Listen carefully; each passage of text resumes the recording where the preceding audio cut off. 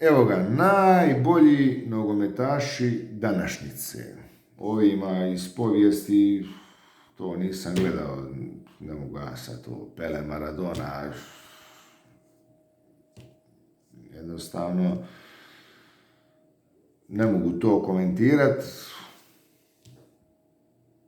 To je bilo davno, govorimo o ovima u realnom vremenu, današnje, Messi, najkompletniji nogometaš kojeg sam gledao. Najkompletniji. Ronaldo, Cristiano Ronaldo, fizički najspremniji nogometaš, a ja mislim čak i sportaš. Znači, fizički najspremniji sportaš. Pravi Ronaldo, Luis Nazario, on je najbolji klasični napadač. Po meni, najbolji klasični napadač. Messi nije klasični napadač, on može igrati na više pozicije, ali ovo je klasični, on je baš bio klasični napadač. To Ronaldinho, tehnički najjači igrač svih vremena, tu uopće nema kakav Pele, kakav Maradona. To je bio lumen, znači tehnički lumen. Neymar. Ronaldinho bi Neymara poslao po cigare. Neymar je tehnički dobar, ali je maher. Meni se najviše sviđa Zidane. Zidane je imao taj touch s loptom.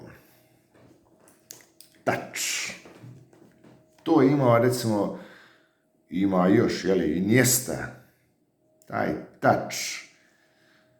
Oni su biti umjetnici s loptom. Znači, Zidane i Iniesta. Iniesta sam gledao 2 puta uživo. To je perverzija. Svi ostali trče, tamo idu lijevo, desno, ovaj se samo šeta. Znači, samo se šeta čovjek po terenu. Iniesta me impresionirao kao nogometaš više nego Messi. Iniesta.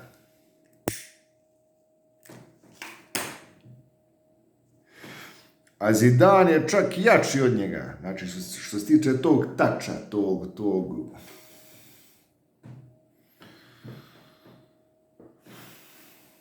Ne znam kako ću to objasniti. Dodir s loptom, osjećaj za loptu. To je...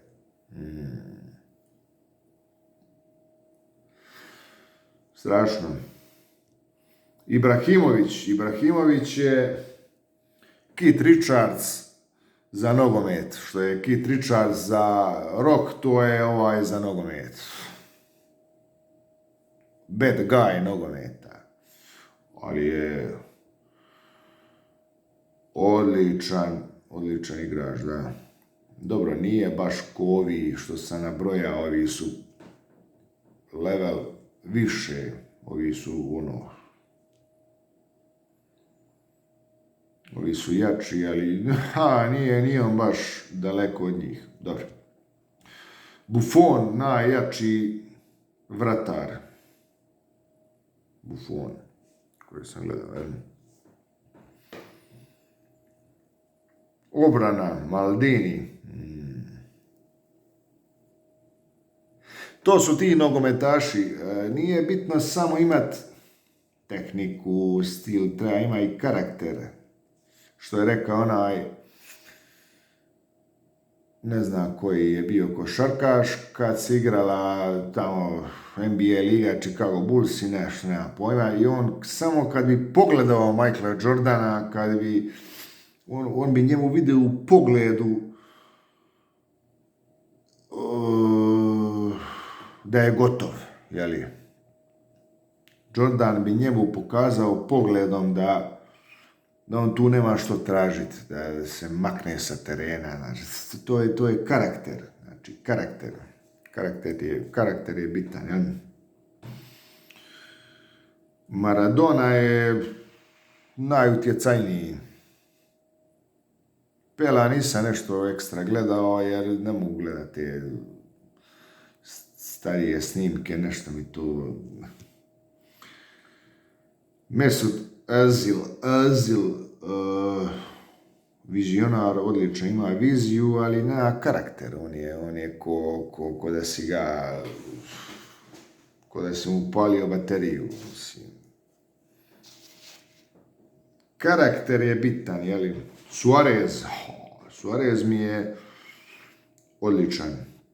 Snalažljiv i ima onaj...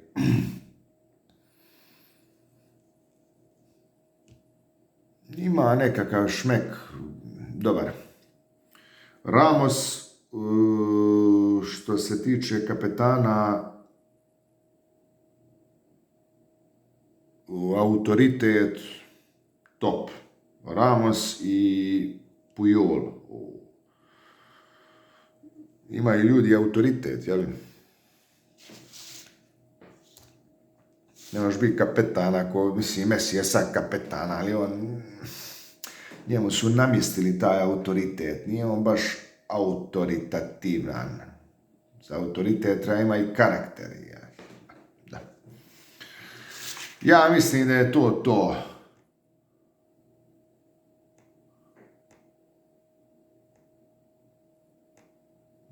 Ja mislim da je to. Čavi je isto... nemam riječi.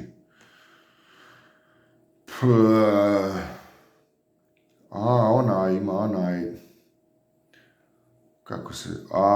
Thierry Henry. Najbolje ubrzanje, kakav Bale, kakvi bakrači. Taj s loptom u mjestu kad krene, oni 2-3 sekunde imao najjače ubrzanje. A Bale bi nakon 10 metara postigao ubrzanje.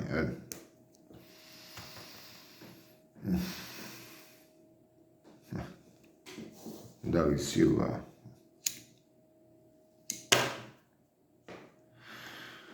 Nisam nešto njega. Dani Alves, s njim bi volio popit neko pivo. On mi je cool lik. Dobro, ko će ovo sve, ima ih milijun. To je više manje to. Više manje to. Samo minut. Da nekoga ne izostavim.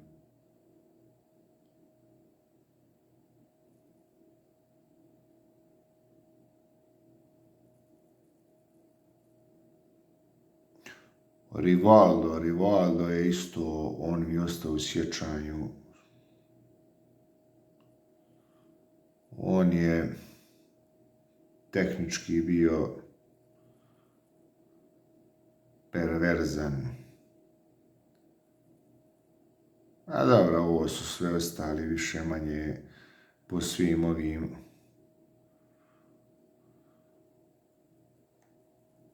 anketama, to je to.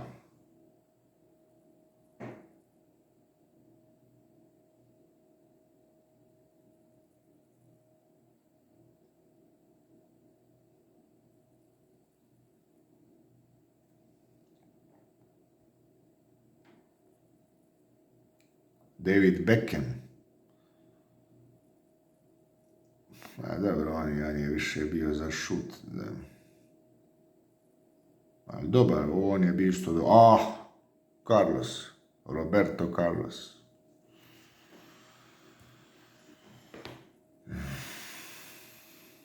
Onih par slobodnjaka što je izveo, to zakoni fizike ne mogu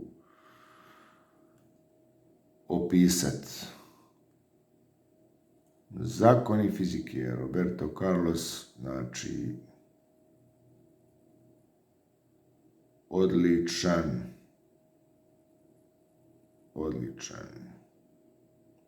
Dobro, to je to. Hvala.